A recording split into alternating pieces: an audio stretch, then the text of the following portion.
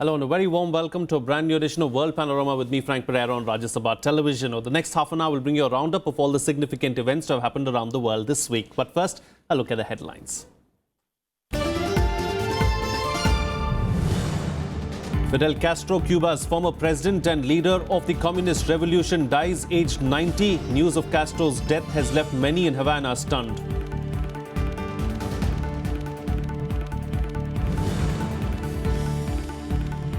US President-elect updates nation on his policy plans for the first 100 days in office, says he would withdraw from the Trans-Pacific Partnership trade deal. Trump also diversifies cabinet, picks Nikki Haley and Betsy DeVos.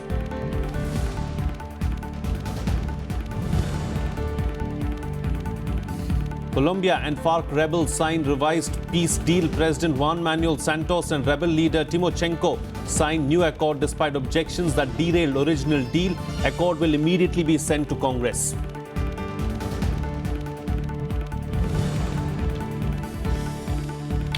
And Rohingyas flee to Bangladesh as violence spreads in Myanmar. Bangladesh keeps borders shut, preventing refugees from entering. Aung San Suu Kyi under fire as crisis escalates in Rakhine.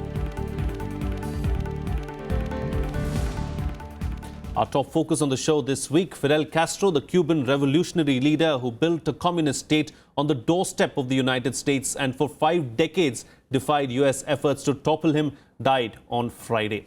Castro was in poor health since an intestinal ailment nearly killed him in 2006. He was 90.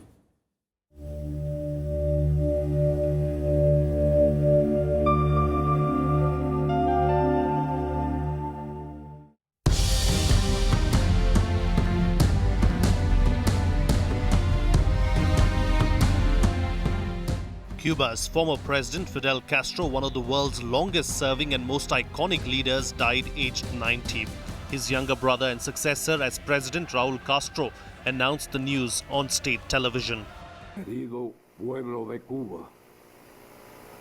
Dear Cuban people, it's with profound sadness that I must share this with our people that today, November 25th at 10:29 p.m., the commander-in-chief of the Cuban Revolution, Fidel Castro Ruz, died. His remains will be cremated on Saturday. The organizing commission of funerals will provide more detailed information about the organization of the posthumous homage that will pay tribute to him. Falleció el comandante en jefe de la Revolución Cubana. Barring the occasional newspaper column, Fidel Castro had essentially been retired from political life for several years. In April, Fidel Castro gave a rare speech on the final day of the country's Communist Party Congress. "I'll soon be 90, he said, adding that this was something he'd never imagined. Castro was the longest-serving non-royal leader of the 20th century. He temporarily handed over power to his brother in 2006 as he was recovering from an acute intestinal ailment. Raul Castro officially became president 2 years later. News of the former president's death left some in Havana stunned. We are very sad for the death of our commander. Even though he's dead, he'll always be our commander. Muy consternado. Very saddened, he was our leader, the leader for the people of the world. He can be summed up in one word: the beast. El caballo. Meanwhile, hundreds of residents of Miami took to the streets to celebrate the passing of Castro. Crowds of people cheered and waved flags just hours after the announcement. They're celebrating because they know that the fathers and the grandfathers were hurt by this person. So there's no divide here tonight. Everybody is celebrating. All the generations are celebrating the death of a dictator. Throughout the Cold War, Fidel Castro was a thorn in Washington's side. An accomplished tactician on the battlefield, he and his small army of guerrillas overthrew the military leader Fulgencio Batista in 1959 to widespread popular support. Within 2 years of taking power, he declared the revolution to be Marxist-Leninist in nature and allied the island nation firmly to the Soviet Union. Yet, despite the constant threat of a US invasion as well as the long-standing economic embargo on the island, Castro managed to maintain a communist revolution in a nation just 90 miles off the coast of Florida. Despised by his critics as much as he was revered by his followers, he outlasted 10 US presidents and survived scores of attempts on his life by the CIA. Bureau Report, Rajya Sabha Television. Well, joining me for a chat this week to talk about this is the consulting editor of the Telegraph, Mr. KP Nayar. Mr. Nayar, welcome. Thank you for joining me on the program. You were in Cuba a few months ago. In fact, this comes as a shock to many Cubans, but then he was an old man at the end of it, 90 years when he passed away. But, you know, some liked him, others loathed him. Quite a character, wasn't he? Well, what is really shocking is that he lived for 10 years after he had this severe ailment which virtually crippled him, and that is the biggest tribute to the medical system that Fidel built, you know. I mean, Cuba is now the reservoir of doctors who work all over the world. In Venezuela, they reformed the health system. I have seen in Venezuela whole communities who have never seen a doctor before Hugo Chavez brought Cuban doctors. Qatar, many hospitals are run by Cuban doctors. So the whole world knows now about Cuban medicine. But of all the leaders that I have interacted with in my 45 years of journalism, I would say that Fidel Castro is probably the most impressive. And another tribute to Fidel is that 10 years after he faded away from active politics, he was doing things for humanity. When I was in Cuba a few months back, I came across this lady who heads the Finlay Institute, which is one of the foremost research centers for vaccines and all that. And she told me that when there was earthquake and famine and floods in Haiti, Fidel, who was out of power, this was 2010, he was very worried about the fate of the Haitian people, and he he called this lady, who is a very close friend of India, she has been to India many times, and said, I want something that will perennially solve the problem of hunger in Haiti. And she suggested, you know what, our moringa, drumsticks from India. So Fidel told her, I want somebody to volunteer to go to India and get 1,000 tons of drumsticks to be cultivated in Cuba. So she came here.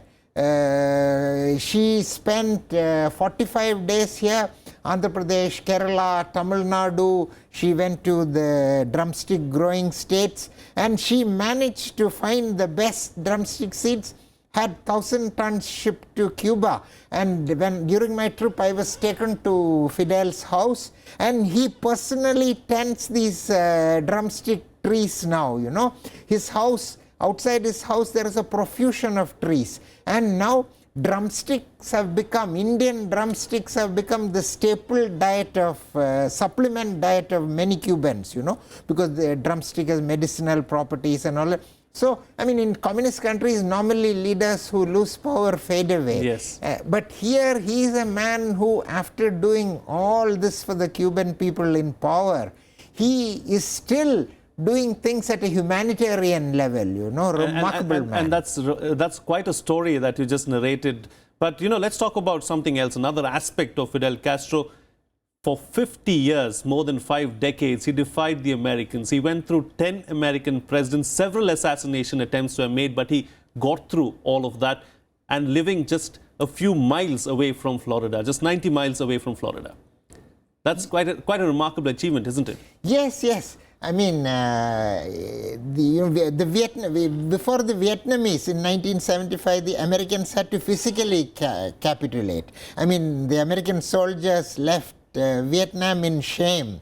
But here is another instance where after the Bay of Pigs there has been no incidents, but Americans had to in the end capitulate in a very different way, not in a military way. They had to accept that their policies on Cuba were a failure, and it's a tribute to another leader, Barack Obama, that he ensured the return of normalcy by lifting the embargo. Yes, yes. And also, you see, the process, one must accept, started with Bill Clinton. Bill Clinton was the first to accept that the Cuban policy the United States followed was a failure. And Janet Reno, the Attorney General, Bill Clinton's Attorney General, who died 2 weeks ago, she was the one who took the landmark decision. I don't know if you remember, there was this Cuban boy, Elian Gonzalez, who came to Miami, and then he wanted to return home. His father wanted him back. So Janet Reno sent the National Guard to rescue the boy and send him back. That was actually the turning point. Indeed. And Obama completed the circle, I mean, it's also, one must say, that, countries very often, when policies fail, they don't want to accept failure, sure, especially a superpower. But the United States, the world's only remaining superpower, in the end, with Barack Obama there, accepted that this is a failed policy, and they reversed it. I don't know what Trump will do. Yes, during the campaign, he said that he doesn't approve of normalization with Cuba, but in the last few days, he has shown himself as a pragmatist, so it is quite possible that he may decide to continue with Obama's landmark change in Cuban policy. Indeed. Truly an end of an era. Thank you so much, Mr. Nayar, for coming here and joining us on the program and putting things into perspective for us. Thank you. Well, moving on now. The broad estuary of the Naf River separates Bangladesh and Myanmar. On both sides of the Naf, armed forces have massed off late. The countries aren't at war. Rather, the soldiers are on the lookout for members of the Rohingya ethnic group. Myanmar wants them out. Bangladesh wants them to turn around and go back. Caught in no man's land, the Rohingyas are helpless. Here's a report.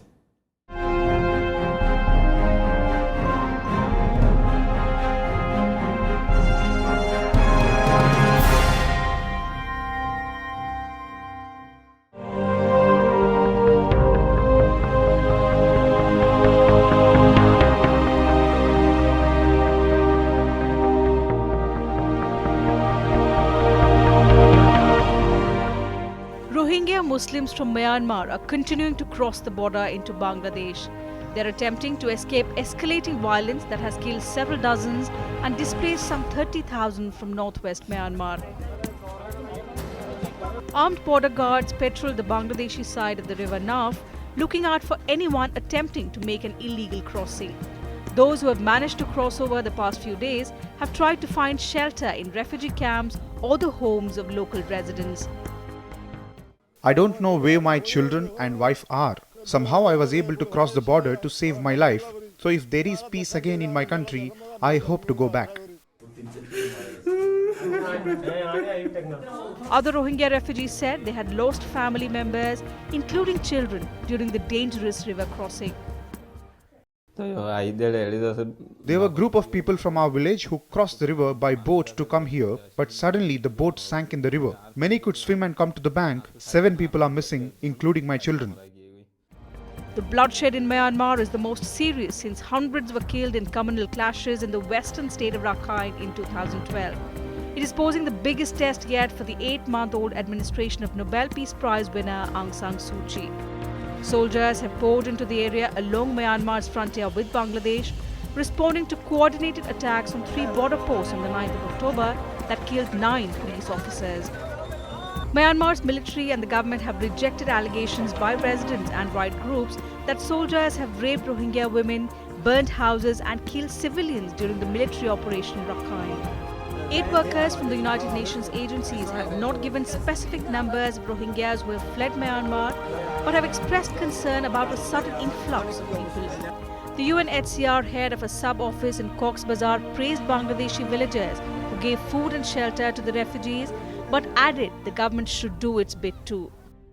We're not saying forever, because even the Rohingyas who are newly arriving here say themselves, when there's peace back home, they want to go home. They want to find out what happened to their houses. They want to find out what happened to their loved ones who they've been separated from. So they don't want to stay here for a long time. The military took away my father and uncles. I don't know what happened to them, or if they're alive or not. And as I saw, they were tortured to save me from them. I reached this house this morning by crossing the river by boat. When there is peace in our country, I will go back and I will try to find out about my father and uncles. Myanmar's 1.1 million Rohingyas, viewed as illegal immigrants from Bangladesh by many of the country's majority Buddhists, are denied citizenship and face severe restrictions on their travel. The United Nations has estimated up to 30,000 people have been displaced and thousands more affected by the fighting in the mainly Muslim northern Rakhine, where the Myanmar military says it is battling Islamist Rohingya insurgents. Bureau Report, Rajya Sabha TV. Well, it's time for a short break now, but still to come, we'll take a look at a revised peace deal signed by Colombian President Juan Manuel Santos and FARC leader Rodrigo Londono. That and much more on the other side. Stay tuned. We'll be right back.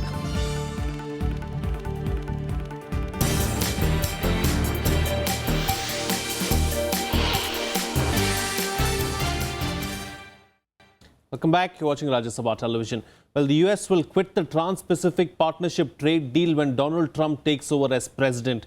This was one of the biggest announcements made by the US president-elect as he spelled out his agenda for the first 100 days after assuming office on the 20th of January 2017. Sticking to the themes he had outlined during his presidential campaign, Trump also laid out plans for energy, national security and immigration. But there was no mention of repealing Obamacare or building a wall on the border with Mexico.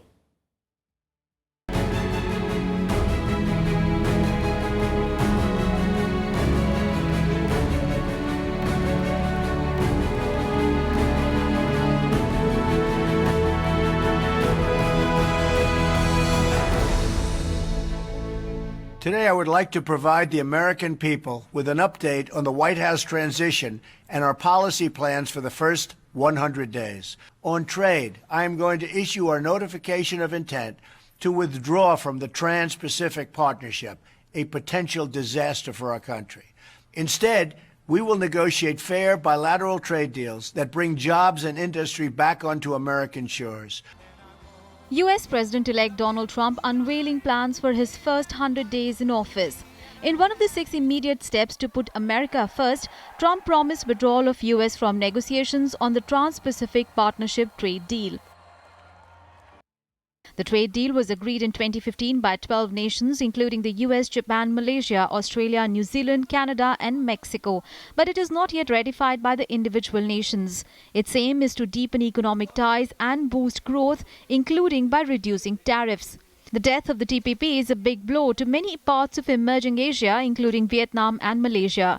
Experts say the withdrawal of the US could be a gain for China, which instead advocates the rival Regional Comprehensive Economic Partnership Trade Pact. We believe, as do the other of the 11 nations who are parties to the TPP, we believe that it is an important strategic commitment by the United States, but of course the new administration and the new Congress have got to make their own assessment. The TTP would be meaningless without the United States. Besides trade, Trump also laid out his immediate plans on issues like defense policy, labor and environmental standards, all 6 items that will not require congressional approval. But Trump left out his biggest campaign promises, including those to build a wall along the Mexican border, placing restrictions on immigrations and repealing Obamacare. I will cancel job-killing restrictions on the production of American energy, including shale energy and clean coal, creating many millions of high-paying jobs. That's what we want. That's what we've been waiting for. On immigration, I will direct the Department of Labor to investigate all abuses of visa programs that undercut the American worker. The 6 proposals unveiled by the US President-elect are to some extent easy to go with, as they require only Trump's signature and do not need congressional approval. However, Trump's real test will emerge when he will push for more stringent proposals. While Republicans hold a firm majority in the House, they could struggle in the Senate, where Democrats will hold 48 seats next year, enough to blockade Trump's measures. Bureau Report, Rajya Sabha TV. Well, Donald Trump also made a call for unity in his Thanksgiving message. This came after the president-elect was accused of making some controversial cabinet appointments, with critics charging him of promoting white nationalism and taking in hardliners. However, with his latest women and ethnic minority nominations, Trump is looking for a conciliatory approach.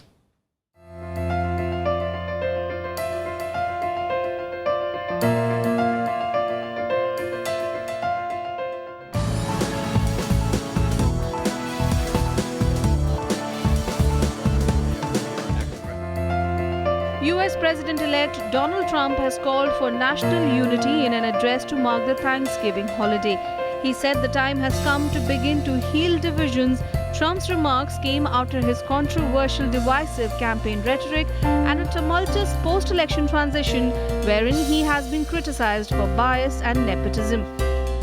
It's my prayer that on this Thanksgiving, we begin to heal our divisions and move forward as one country, strengthened by shared purpose and very, very common resolve. We've just finished a long and bruising political campaign.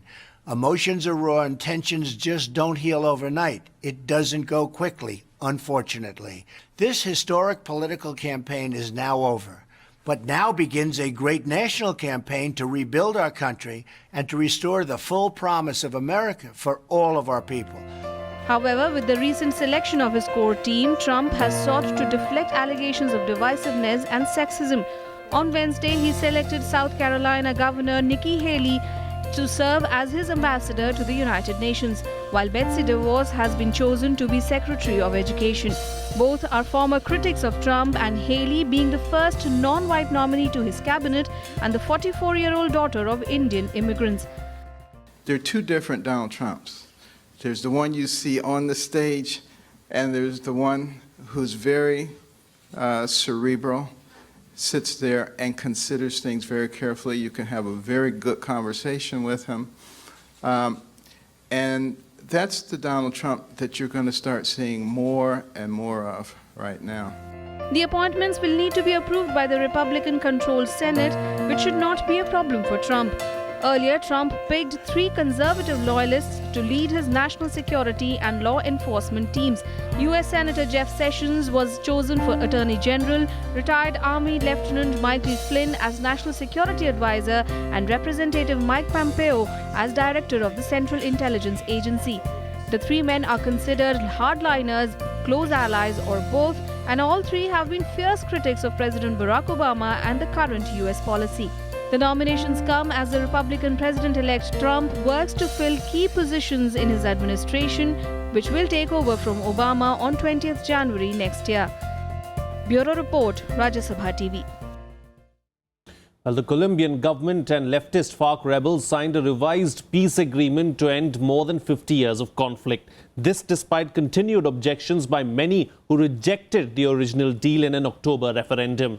The accord has been sent to Congress. It is expected to pass after being debated next week as the government's coalition and allied parties hold a majority in the legislature.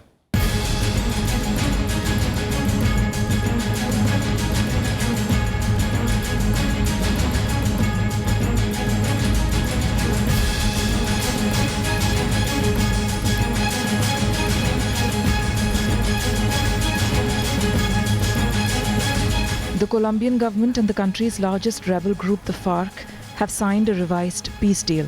The previous deal was rejected by the Colombian people in a popular vote on 2nd October. The revised agreement has been submitted to Congress for approval rather than put to a popular vote. The deal is aimed at ending 5 decades of armed conflict, which has killed more than 260,000 people and left millions internally displaced. Today, on this historic stage before the country and the world, we have signed a new peace agreement with the FARC. The Colon Theatre Agreement is definitely an agreement which came out of an open and frank dialogue with all sectors of society here in Colombia and the rigorous process of renegotiating with Havana. Del Teatro Colón. The revised deal was signed in a low-key ceremony in the capital Bogota and then handed to the President of the Congress. The ceremony was deliberately kept much smaller than the signing of the previous agreement on 26th September, which was attended by regional heads of state and the United Nations Secretary General Ban Ki-moon. About 800 people were invited to Thursday's ceremony in Colon Theatre rather than the 2,500 who attended the previous ceremony in the port city of Cartagena.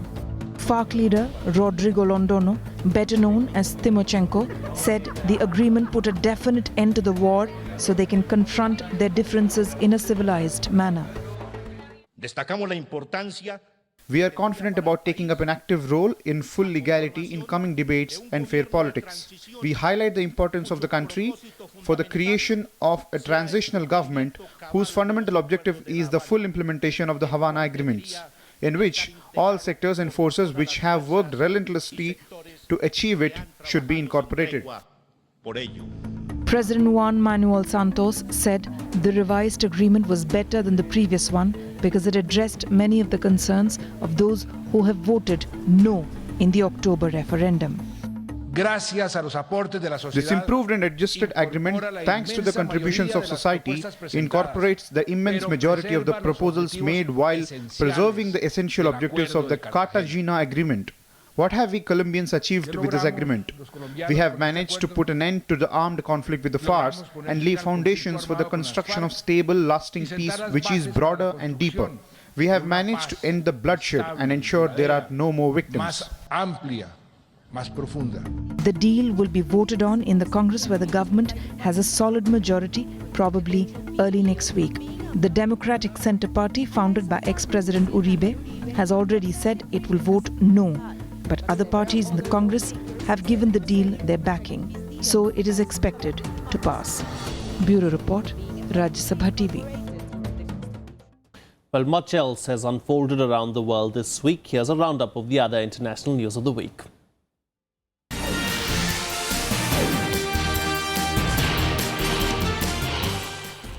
A suicide truck bomb killed about 100 people, most of them Iranian Shiite pilgrims, at a petrol pump in the city of Hilla, 100 kilometers south of Baghdad on Thursday. Islamic State, the ultra-hardline Sunni militant group that considers all Shiites to be apostates, claimed responsibility for the attack in an online statement. The pilgrims were on their way back to Iran from the Iraqi Shiite holy city of Karbala, where they had commemorated Arbaeen, the 40th day of mourning of the killing of Imam Hussain, a grandson of the Prophet Muhammad. 74 people were killed after scaffolding collapsed at a construction site in eastern China. The accident at a power station in Fengcheng in Jiangxi province is the most serious on the mainland since a landslide at a waste tip in Shenzhen buried buildings last year, killing 73. The central government on its website said a scaffolding platform supporting cranes collapsed inside a cooling tower at the construction site. 2 people were also seriously injured in the accident on Thursday morning. Canada moved on Thursday to expand the ability to vote to citizens that have lived out of the country for more than 5 years, making good on part of the Liberal government's campaign promise to reform election laws. The bill, introduced by Minister of Democratic Institutions Mariam Monsef, will also allow voter information cards to be used as identification at the polls and allow a voter to vouch for someone else without ID. The proposed changes would roll back measures that were brought in under the previous Conservative government. And finally, the third China International Circus Festival opened in the city of Zhuhai in South China's Guangdong province on November 18th. Circus teams from 21 countries participated in the 9-day event. Audiences were left in awe by the shows put up by the participants. I'm going to leave you with these visuals from South China. See you again next time.